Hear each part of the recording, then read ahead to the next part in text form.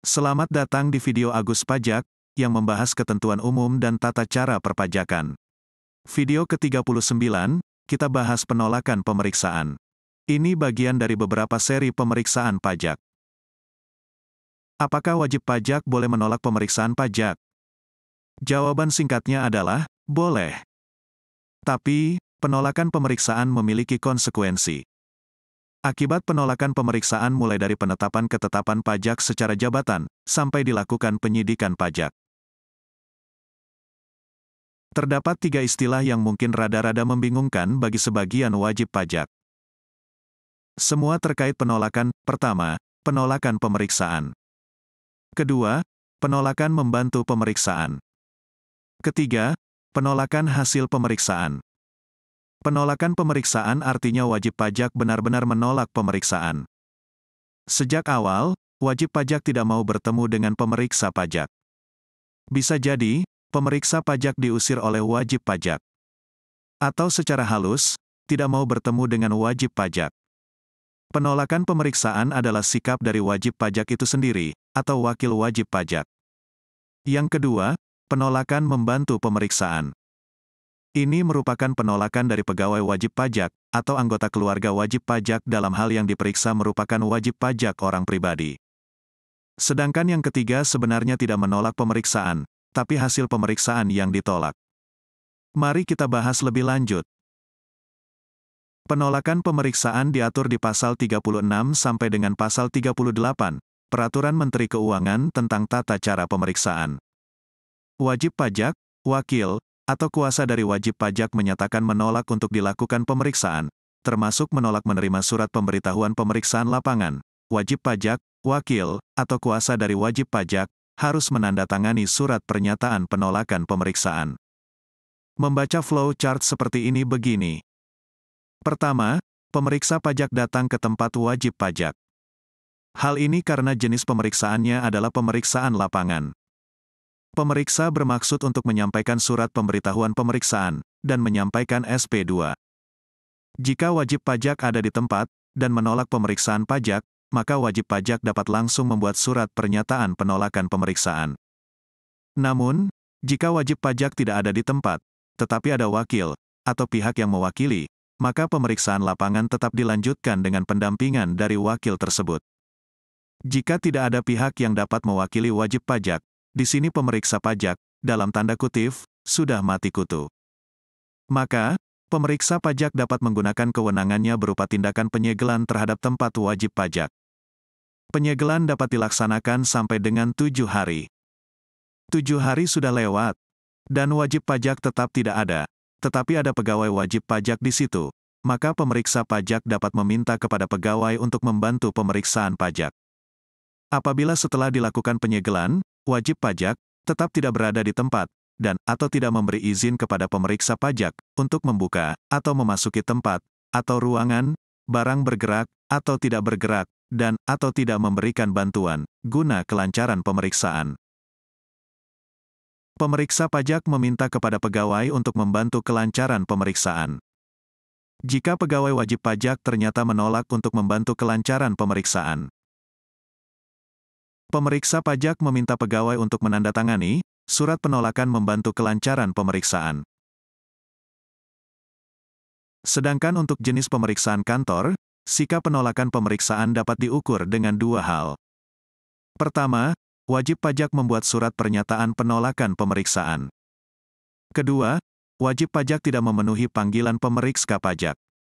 Jenis pemeriksaan kantor, pemeriksa pajak tidak ke tempat wajib pajak. Justru wajib pajak yang dipanggil ke kantor pajak. Apabila dalam jangka waktu paling lama 1 bulan, sejak surat panggilan dalam rangka pemeriksaan kantor disampaikan kepada wajib pajak, dan surat panggilan tersebut tidak dikembalikan oleh pos, atau jasa pengiriman lainnya, dan wajib pajak tidak memenuhi panggilan pemeriksaan kantor. Pemeriksa pajak membuat berita acara tidak dipenuhinya panggilan pemeriksaan oleh wajib pajak, yang ditandatangani oleh tim pemeriksa pajak. Dulu pada waktu pembahasan ketentuan ini, sempat ramai. Dari mana 1 bulan dihitung? Tanggal kirim atau tanggal diterima?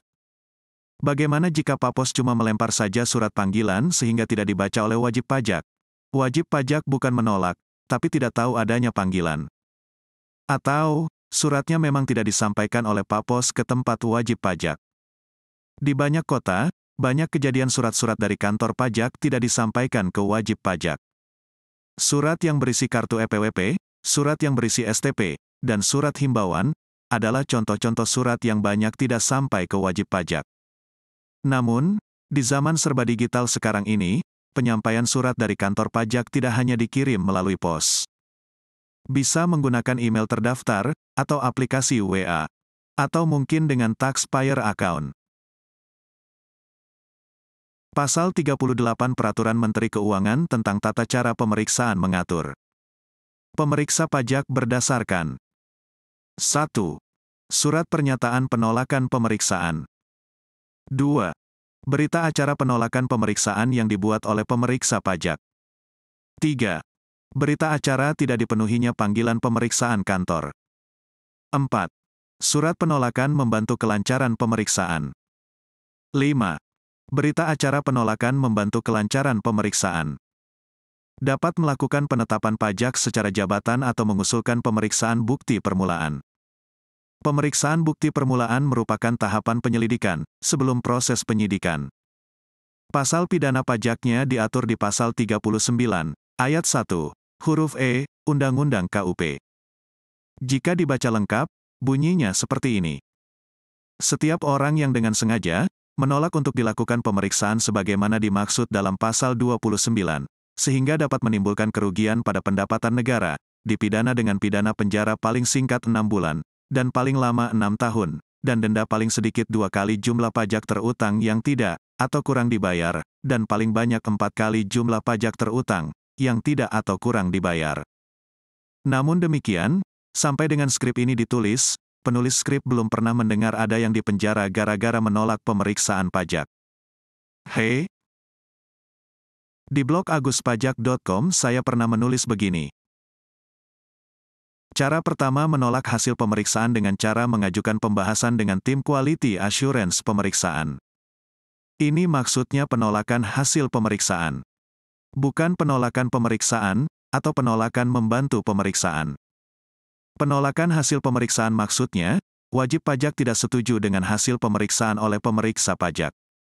Kita bisa meminta tim Quality Assurance pemeriksaan untuk menengahi, apakah pendapat pemeriksa pajak sudah benar, atau salah.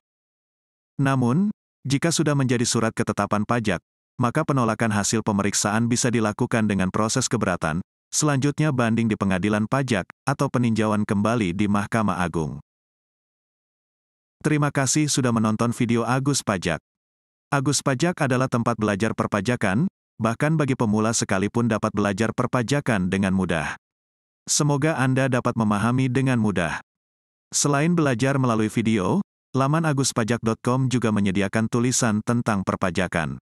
Tulisan di laman aguspajak.com sudah banyak dikutip orang untuk beragam keperluan, seperti tugas dari dosen, dan skripsi. Nantikan video selanjutnya. Sampai jumpa di video selanjutnya.